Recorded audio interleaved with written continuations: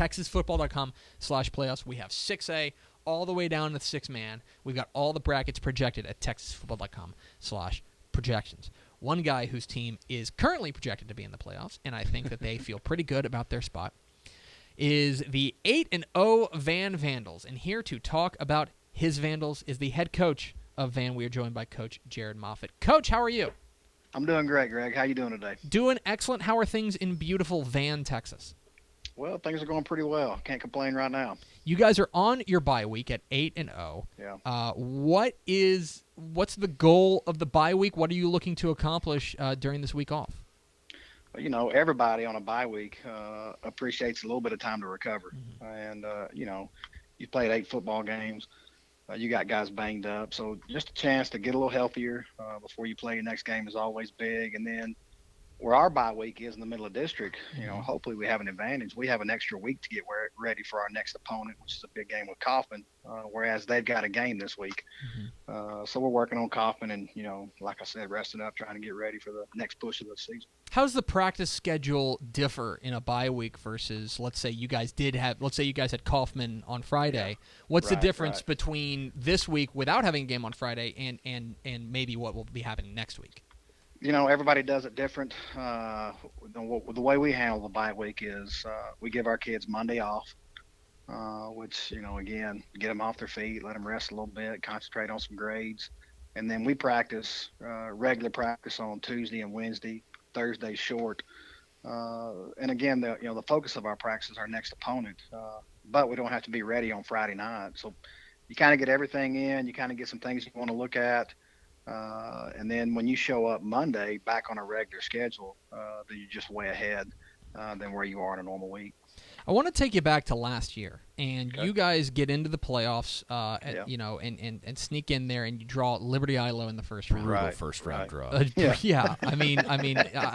you must have saw him play last year. Yeah, I think that maybe one or two teams you may have preferred to see in the first round, but you play them tough, and you guys end up losing 48-41 in a bit of a wild game. When you're coming off the field for that after that game.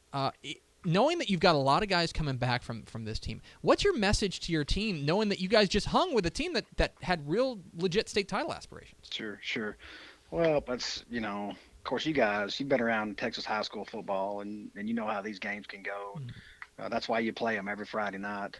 And they're upsets that take place every Friday, and especially in the playoffs. And the kids here in Van, they're tremendous kids, but they play very hard. I like to say they play better than they are in a lot of ways. And, so playing a team like Ellie in the first round, like you said, man, bad draw. Like I could think of a couple hundred teams than Ellie in the first round last year. But anyway, our kids play hard, and they expect to win. And, the other last year versus Ellie, they just made plays. They hung around. They stayed in the game, and you got a couple turnovers in the fourth quarter, and you look up and you got the score down 7. You got the ball down 7 with a chance to go tie it up. And, like you said, I was so proud of our kids, the way they played, the way they performed versus LE. And, at the same time, when you lose in the Texas high school playoffs, it's over. It is over. It's an abrupt end in the playoffs. But I think, what our kids can take away from that game and moving forward is that we did have a lot of guys back. And with the returning players you should have the ability to play with a lot of people in the state and going into your next season. Absolutely. We're talking with Jared Moffatt, the head coach of the Van Vandals, here on DCTF Live. Interview brought to you by our friends at Atavis Rugby Tackling. Get involved in the conversation at #DCTF Live. Coach, your offense has been humming, 47 points a game. And I know that one of the concerns you had coming into the year, you guys did lose 4 offensive linemen. Now you bring back your center, and he's been a real stalwart on that line. But for you, how have you viewed the offensive line's progress so far? Well, that's a good question. And anytime you have to replace 4 guys up front, you have a lot of uncertainties going into the year. Of course, Caleb York's center was back, which is great. If you could pick one guy to have back, it'd be your center. Sure. Yeah. But we felt like we had some good young players in the JV, and it's not like we had to start from scratch and had no idea who we were going to play. And there were some battles in there. But I've been real proud of how that offensive line has come on because they were a question mark, and we've had a kid develop at left tackle. I say develop. In the last 2 years, he's grown probably 6 inches. He probably gained 30, 40 pounds this spring. So our left tackle, Chris Dyke, I mean, when the season started, that guy's 6'6", 275 pounds. And he was not that way as a sophomore. He grew a lot. Like, wow, look at this guy. So we've had some things develop too, but those guys are playing really well up front. They're playing well together, and they've gotten a little bit better every single week, and they're a big reason why we're playing well on offense. Your offense is humming in there. A lot of that credit goes to the offensive line, but no doubt, we'd be remiss if we didn't talk about your signal caller. Garrett Mosley has he been will be. just ridiculous. He's been incredible this year. Does he ever smile? I looked at all the pictures of him accepting all of his awards. He doesn't seem to ever smile. That's hilarious that you asked that, but he does. He does unless he's playing. You know what I mean? Like when he's one of those guys. When it's game time, then he's all business. You know what I mean? Like he's all business, and that's hilarious because he's got a great personality. He's good to be around, and he'll crack a joke. And but when it's time to play the game, he ain't got time for that. I can promise. And here's a guy who started for you guys last year as a sophomore and had a great year.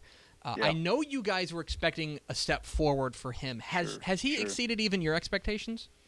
Well, I think I'd have to say yes, because like you said, he's played exceptionally well. And if you look at his numbers right now, and the production that he's put forth through 8 games, it's pretty remarkable. And one of the reasons it's remarkable is he's only played in the fourth quarter of two of our 8 games.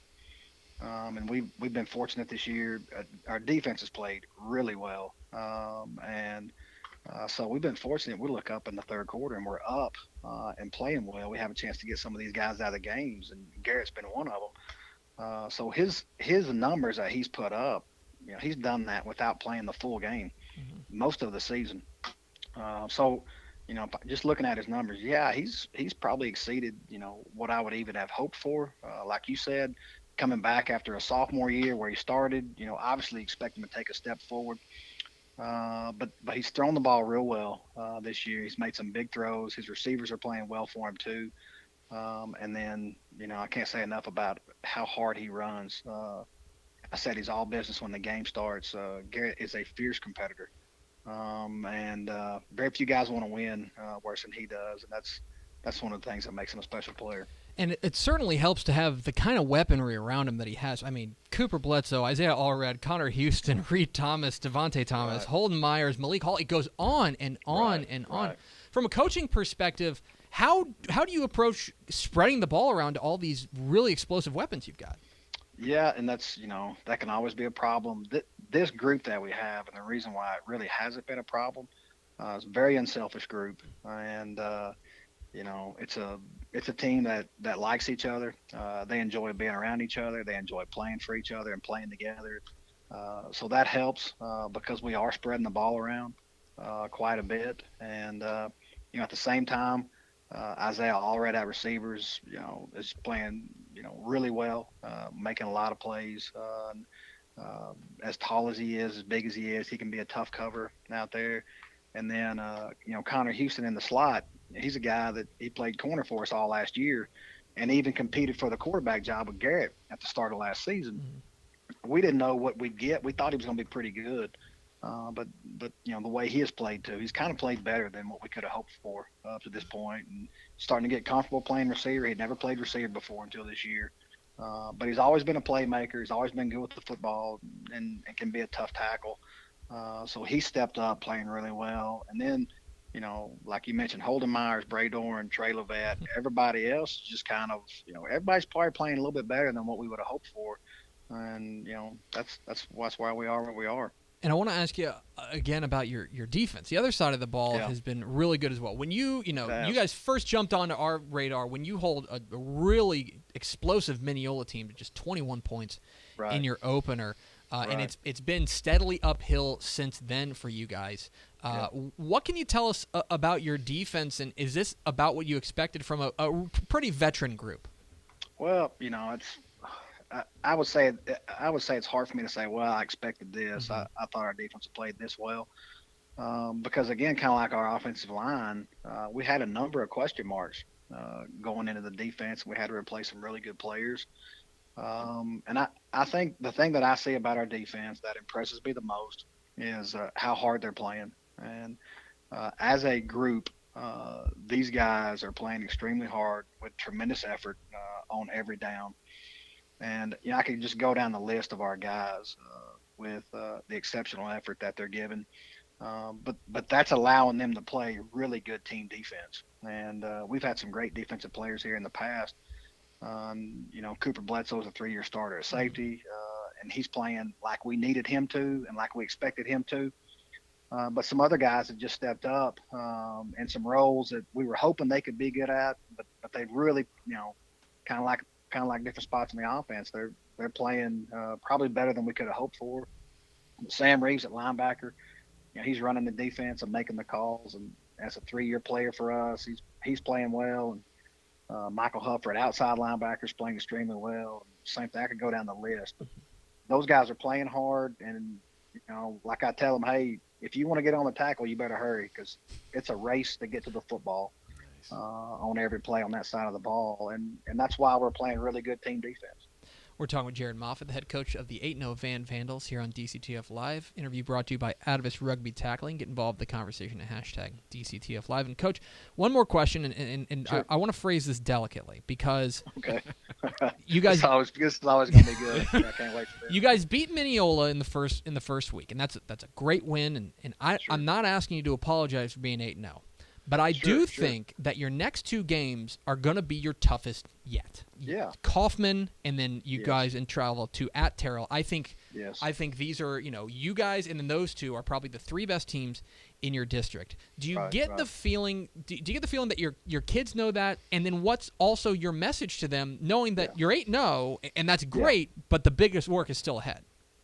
Well, I think you're right, and there's no doubt where we are in our season. The best 2 teams are left on our schedule, and so like you said, great to be 8-0. We've done what we needed to. We've taken care of our business. We've won some big games, but the 2 biggest games remain. And we're 8-0, but we could be 3rd in our district in a heartbeat, and playing the 2 teams we have left. So, I think with this team that we have. It's a challenge for them, and I think they understand that. And both these teams that we're going to play to finish up district with are dang good football teams. At the start of the year in our region, when people were picking our region, well, Terrell and Kaufman were in the mix for sure. Yeah. Especially with Terrell dropping down, coming off a 12-2 season in 5A last year. You'd be crazy not to think they wouldn't have a chance to win our region, and they do. They're a talented football team, and so I think our guys know that, and we see it as a challenge. And there's been a lot of questions about this team, obviously before the season started, but like you mentioned, even now, hey, Coach, you're 8-0, who y'all beat? People have asked, like, Coach, how good are you? How good are you? How good is this team? And I think that remains to be seen. I think we're all about to find out, and I think our kids see that as a challenge. They felt like this year they've had a lot to prove. They felt like going into the season that there were a lot of people that not that didn't respect them, but that didn't expect a whole lot out of them. Sure. And played Mineola to start the season. We were the underdog. A lot of people thought Mineola was going to handle us pretty easily. Go down the list. We played these teams, and Lindale from 5A, and and so this team has kind of had a chip on their shoulder about maybe the way some people have looked at them, or the expectations that people have for them. And so we're excited about the last 2 games. They're going to be great high school football games. District titles on the line, your playoff seeds on the line, and so should be some good football games. But 8-0 is 8-0. Heck yeah. Yeah, you're right. That is the bottom line. That's the name of the game. Isn't that what Parcells said? Yeah, time? That's right. You are what your record says you are. Listen, man. So, hey, I'll take that. Hey, don't apologize for being 8-0. That's there ain't nothing wrong with that. He is Jared Moffatt. He is the head coach of those 8-0 Vandals. Coach, enjoy your bye week. Thanks so much for hopping on with us, and best of luck the rest of the way. Thanks a lot, guys. I appreciate you having me.